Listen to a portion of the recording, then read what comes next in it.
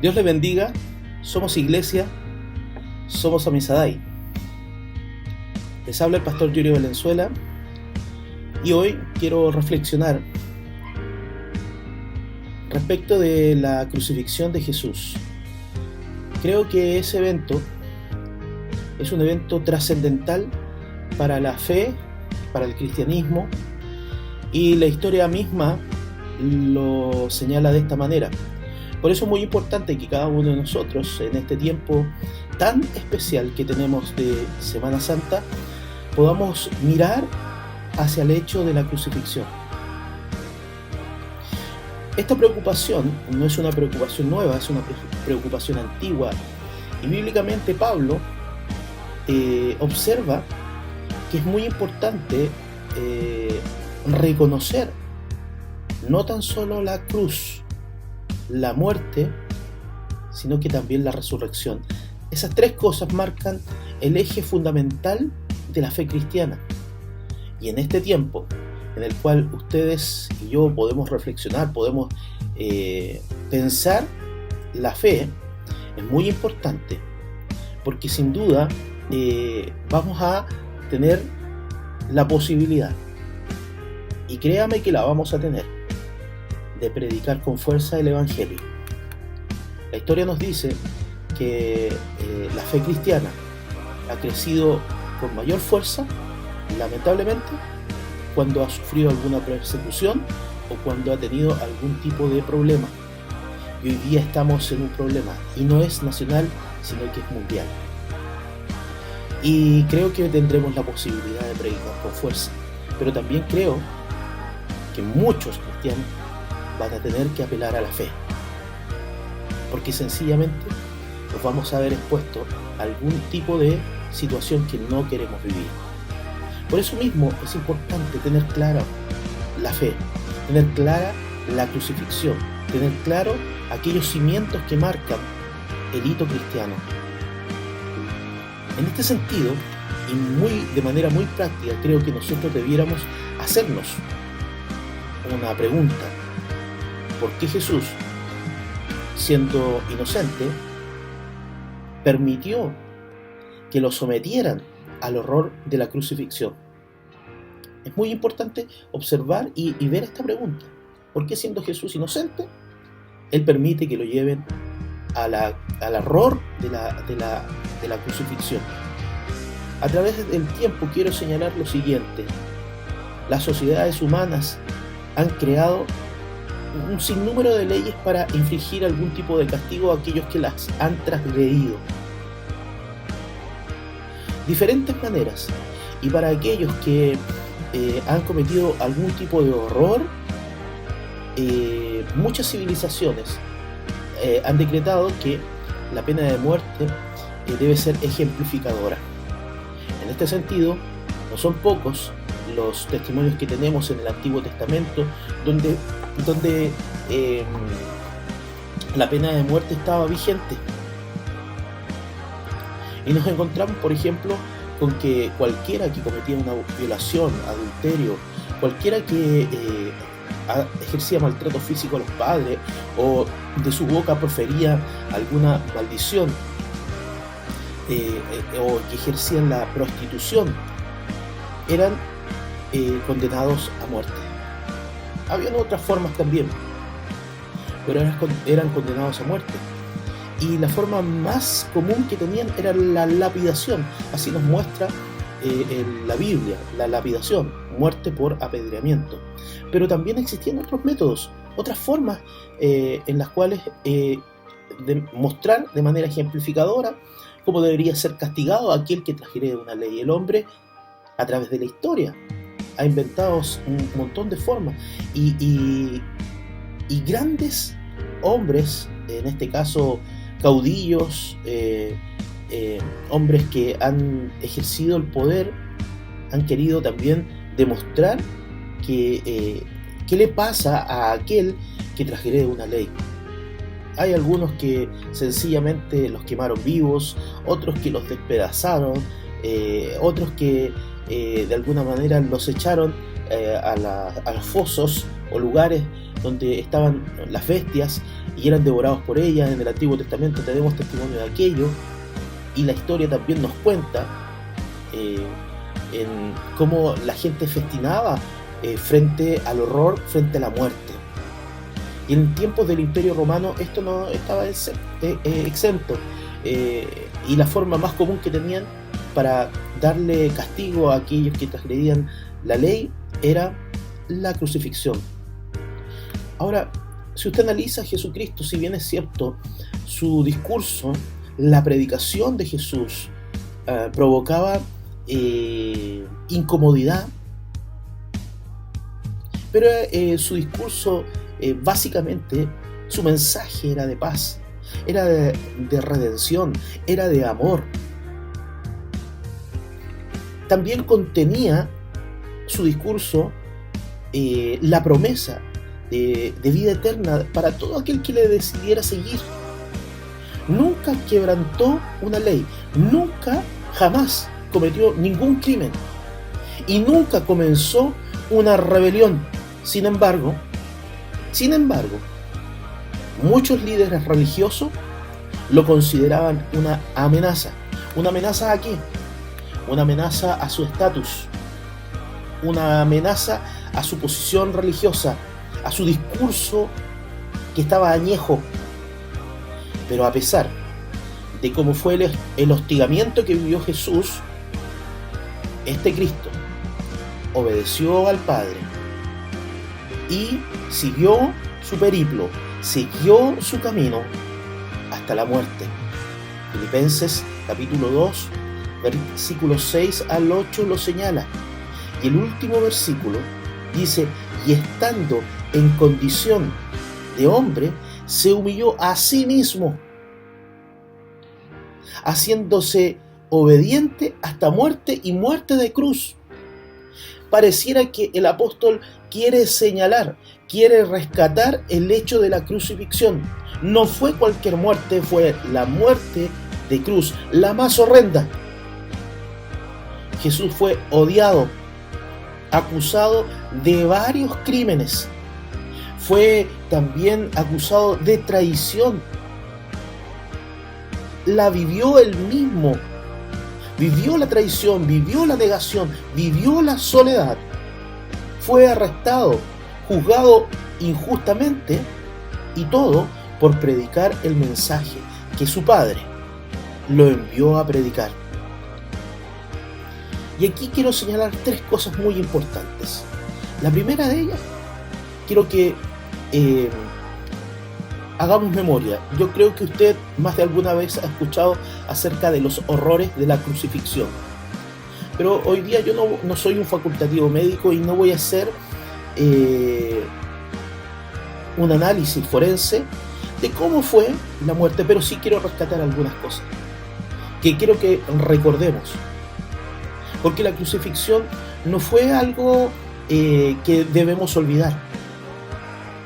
No fue algo que nosotros debemos dejar en el olvido. La crucifixión implicaba mucho más que ser colgado en un madero y clavado en alguna cruz. Generalmente, este castigo comenzaba con azotar, en este caso al individuo, a la persona que había sido condenada. La flagelación se llevaba a cabo por un hombre profesional. No era cualquier soldado que le decían: mira tú, ven para acá, necesito que azotes a este hombre. No, era infligido por un profesional, y ese profesional tenía el nombre de lictor. El lictor era quien se preocupaba de azotar a este individuo condenado. Pero no cualquier azote. Lo que tenía en mente el lictor era algo muy sencillo, pero a la vez trágico: dejar casi muerto a esa persona. ¿Cómo? Sencillamente ocupaba un látigo de cortas dimensiones con varias cuerdas, donde al final de cada cuerda habían huesos y habían metales, ¿Y cuál era su propósito? Desgarrar la carne de aquel que estaba siendo condenado a la cruz. No era uno o dos látigos que se le infringían a este hombre. Y cada látigo, el lictor estaba preocupado de hacer el mayor daño posible. Así que basta que usted y yo nos imaginemos la condición de Jesús. Basta que usted y yo nos imaginemos ese evento para darnos cuenta que cada latigazo, que cada vez que el lictor infringió su castigo, desgarraba la piel, y no tan solo la piel, la carne, llegando hasta los mismos huesos, haciendo tremendas laceraciones. La cruz no fue cualquier cosa, querido hermano. La cruz no es algo que nosotros podemos portar y decir, mira, porque está vacía, aquí la tengo. La cruz tiene un inmenso mensaje de dolor, un inmenso mensaje de obediencia, un inmenso mensaje de soledad. La cruz es algo que usted y yo no quisiéramos vivir. Luego, este hombre medio muerto era escoltado y él tenía que llevar el madero en su espalda. Esto aconteció con Jesús, que tenía que llegar hasta el Gólgota, pero pareciera que el trabajo que hizo ese lictor fue tan duro, tan potente, que Jesús no tuvo fuerzas para seguir caminando, y es ahí donde aparece en escena un hombre llamado Simón, arriesgando su propia vida. Este hombre, al ver que Jesús no podía más, y al ver todo el escarnio, toda la humillación a la cual estaba siendo sometida, donde la opinión pública, que algunos ni siquiera sabían lo que estaba sucediendo, solamente veían un hombre desgarrado, todos veían una tremenda escena dantesca, y ellos aprovechaban de escupirlo, ellos aprovechaban de arrojarle cosas, de empujarlo, de gritarle humillaciones. Queridos hermanos, es ahí donde aparece este hombre llamado Simón, arriesgando su propia vida para ayudarlo a continuar la procesión hasta llegar al lugar donde iba a ser crucificado. Esta procesión fue nada menos que otra manera de humillar a Jesús. Al llegar al Gólgota, los verdugos, probablemente para poder colocar el cuerpo en la cruz, probablemente empujaron a Jesús, cayó al suelo y prepararon el lugar para que éste fuese crucificado. Lo colocaron en el madero, clavaron sus manos, clavaron sus pies, lo desnudan completamente, quedando solamente tapado en ciertas partes que eran pudorosas en aquel entonces, y se veía un cuerpo totalmente flagelado. Es triste recordar esto, causa dolor, porque usted y yo, como lo dije anteriormente, nos gustaría pasar por el flagelo de la cruz. Pero es terrible, esto fue así. Y mientras tanto, para resumir, los soldados tuvieron tiempo de burlarse, echando suerte por quién quedaba con las ropas de Jesús. La gente se fue, aquellos que eran cercanos y miraban desde lejos, y la gente se burlaba de Jesús. Qué tremendo, pero esta es la realidad. Muchos otros autores, historiadores, han querido, con conocimientos médicos, describir la agonía de la cruz. Pero más allá que profundizar en aquellos elementos, los enemigos de Cristo lo odiaban tanto que buscaron el método más horroroso de ejecución para poder eliminarlo. De todas formas, Jesús, en este periplo, en esta instancia, sencillamente decidió seguir adelante y cargó los pecados de todos en su propio cuerpo, para que eventualmente nosotros pudiésemos alcanzar vida eterna y al tercer día triunfar sobre la muerte y resucitar. Una segunda cosa que quiero señalar, aparte de los horrores de la cruz o de la crucifixión, es que Jesús no merecía morir. Sí, hermano, Jesús no merecía morir.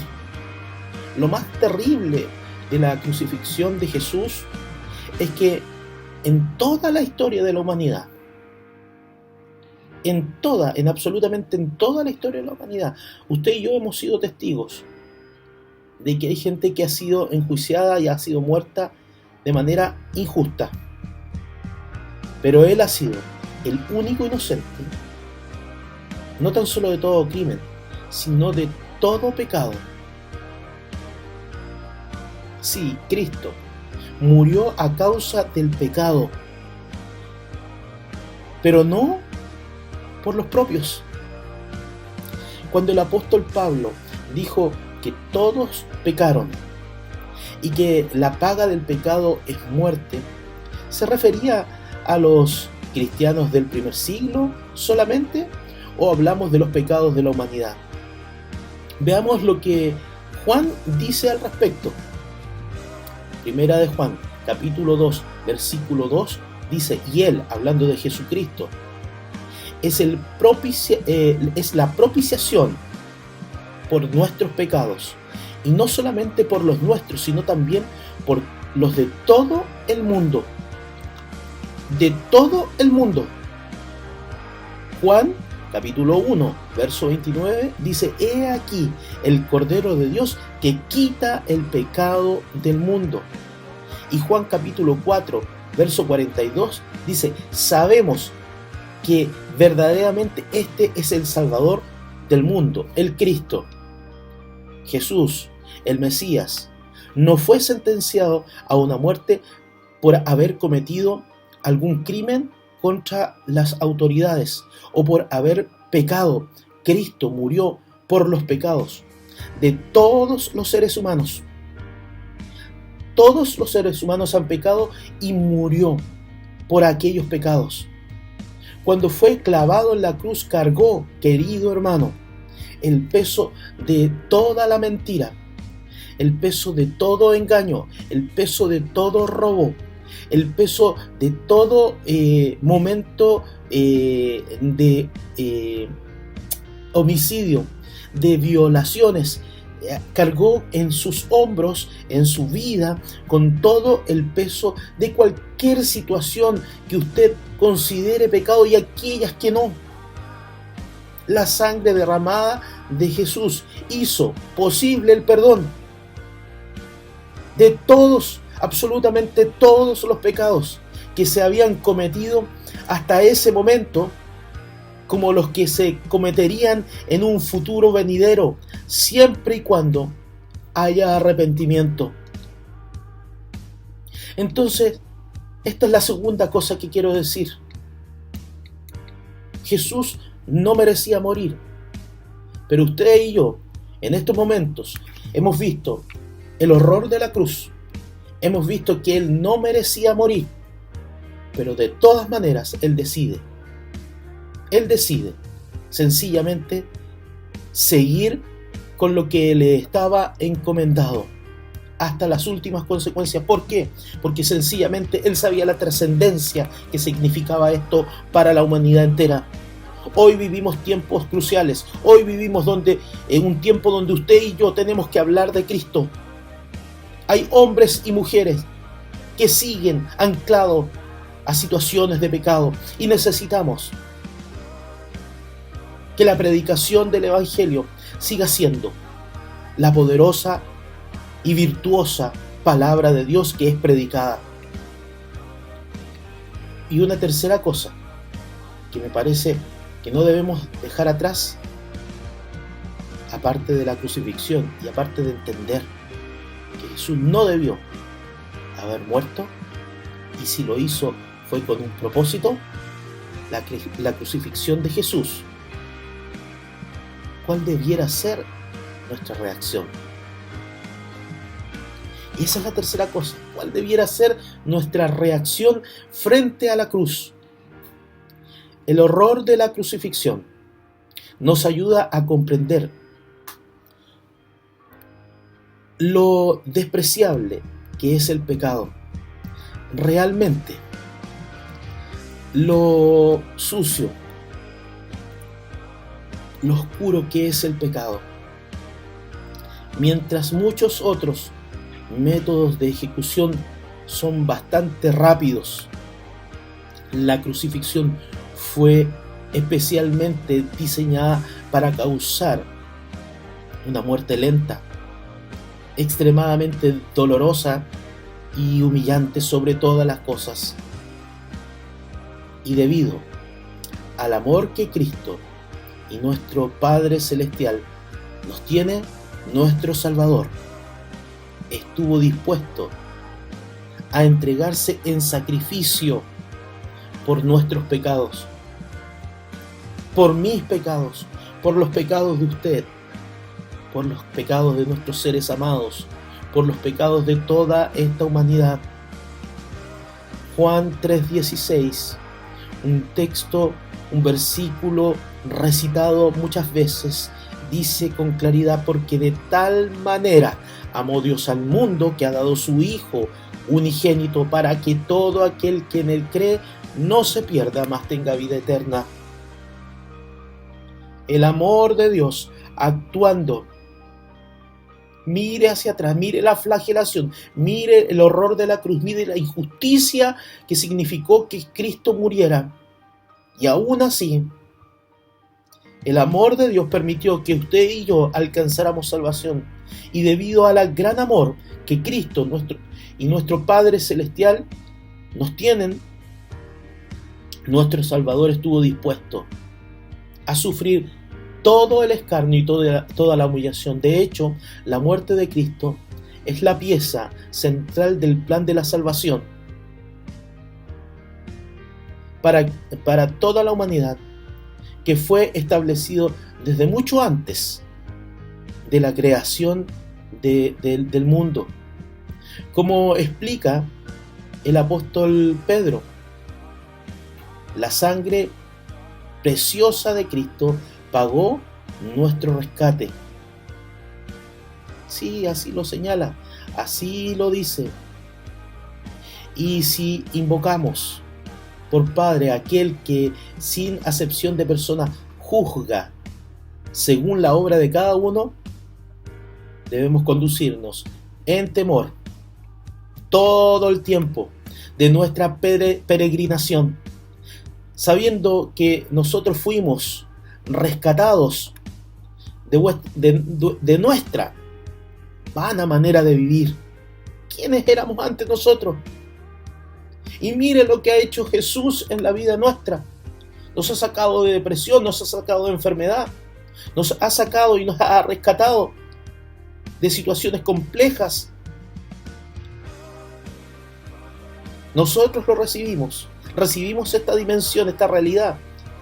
Tal vez ustedes, algunos padres, como dice la Escritura, como dice aquí Pedro, otros por la predicación de muchos hermanos. Usted recibió esta realidad, yo la recibí, no con cosa corruptible, como qué, como oro, como la plata, como las piedras preciosas, sino con la sangre de Cristo, como la de un cordero, sin mancha y sin contaminación, ya destinado desde antes de la fundación del mundo, pero manifestado en los postreros tiempos por amor a todos nosotros, y mediante el cual nosotros creemos en Dios, quien le resucitó de los muertos y le ha dado gloria, para que vuestra fe y esperanza sean en Dios. Primera de Pedro, capítulo 1, 17 al 21. Tremendo versículos que hablan de la importancia de mirar hacia la cruz y del hecho de cómo el amor de Dios llevó a cabo todo esto, aún más allá de lo imaginable. Sin duda, todos, absolutamente todos nosotros, debiéramos estar muy agradecidos porque Jesucristo murió por nosotros. De no ser, y escuche bien esto, de no ser por su crucifixión, aún seríamos pecadores, condenados, y estaríamos en enemistad con Dios, sin esperanza, sin futuro. Y nuestra tristeza y nuestro agradecimiento debieran ser consecuentes.